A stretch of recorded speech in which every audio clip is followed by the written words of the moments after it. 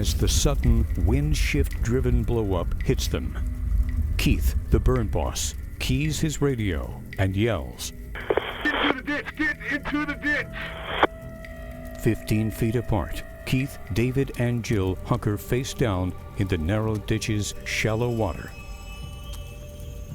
To avoid the searing heat and flames, they try to splash water onto themselves. They can feel their backs, arms, and legs burning. Over the roar of the wind and powerful flame fronts, they yell encouragement to each other. Their web gear is melting. They hear their nearby Humvee vehicle explode. Jill thinks she is going to die. But she forces herself to believe that she will survive.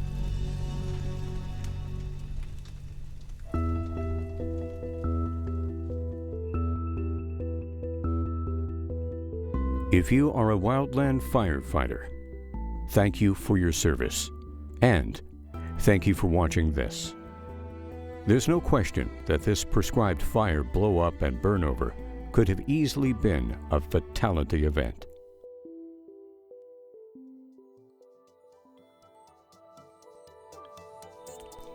You are about to see what actions took place on the ground, the quick decisions and crew collaboration and trust that helped save these 3 firefighters' lives. Training and experience. Situational awareness. And responsibility to your crew members.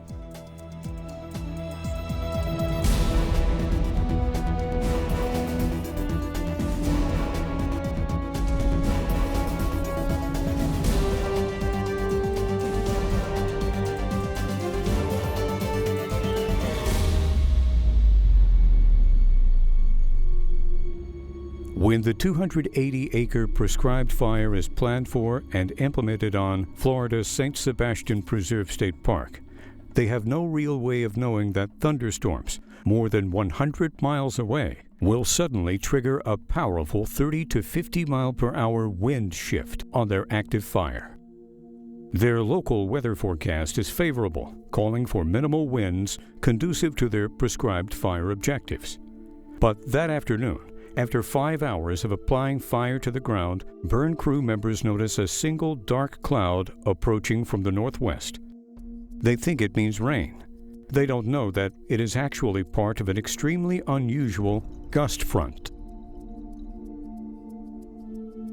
10 minutes after this fast-approaching, lone dark cloud is spotted, a burn crew member on the fire's northwest corner reports a radical change in wind speed and direction.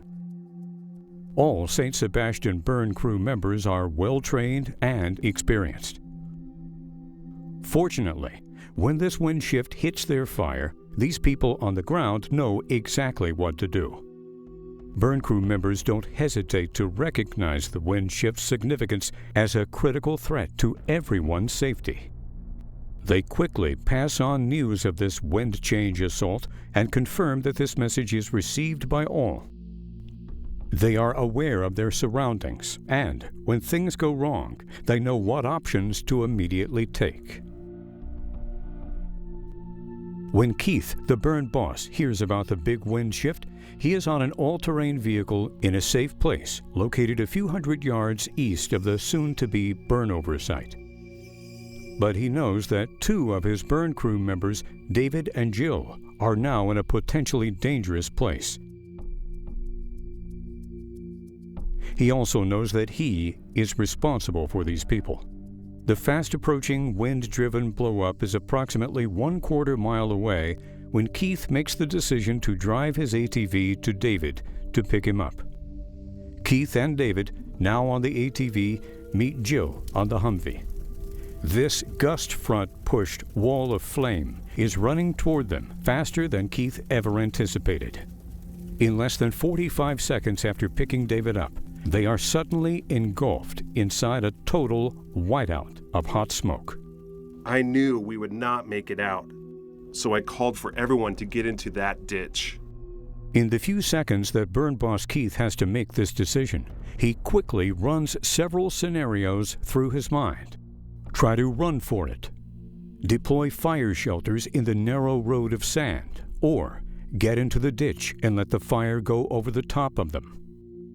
Keith decides that the ditch represents their best survivable option. The narrow road is surrounded by fuels and now has vehicles that can explode. In the next few minutes, two intense fire fronts will storm across and totally obliterate the tight roadway. But the subterranean ditch, for the most part, provides cover from these intense flame fronts and their associated convection. Unfortunately, once squeezed down inside the ditch, they don't have the time or the space to deploy their shelters. Face down in the ditch bottom, all of their efforts go to keeping themselves as close to the ground, away from the flames and heat as possible. As they try to survive these intense flame fronts, the rest of their burn crew responds by preparing emergency first aid and evacuation procedures, while simultaneously and successfully suppressing the escaped prescribed fire.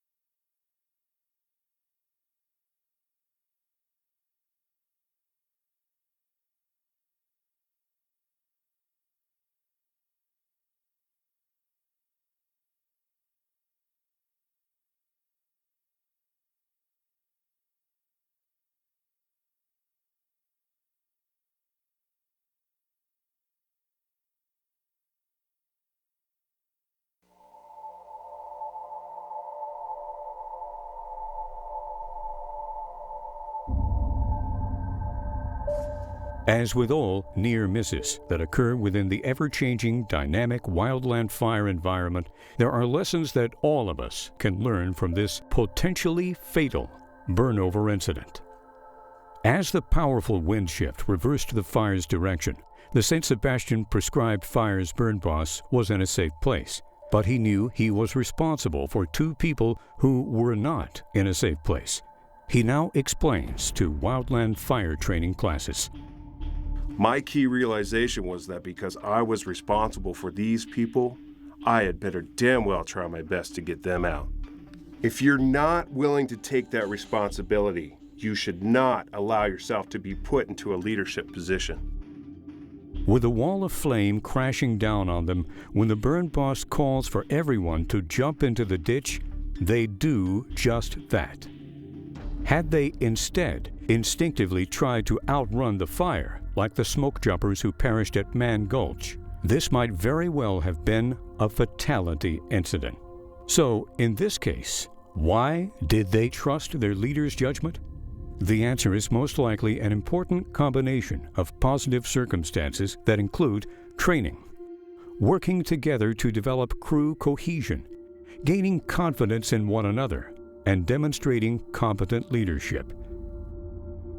The St. Sebastian burn crew had a dedicated weather observer using a fire weather kit all day during the burn.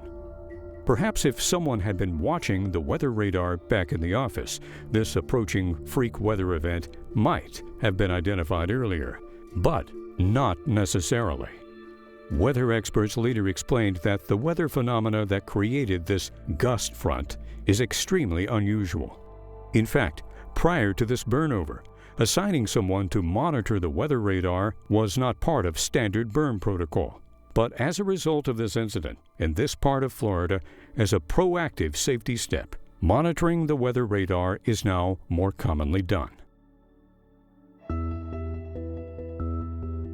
On prescribed fires and wildland fires, as illustrated by these actions taken on the St. Sebastian prescribed fire, it is imperative to always be heads up, to be thinking ahead, and to be ready to respond to the unexpected. As a wildland firefighter, let this St. Sebastian prescribed fire near-miss experience be one more important story that you will always carry with you. It could mean the difference for you and for your crew members. between your fire being a near miss or a fatality.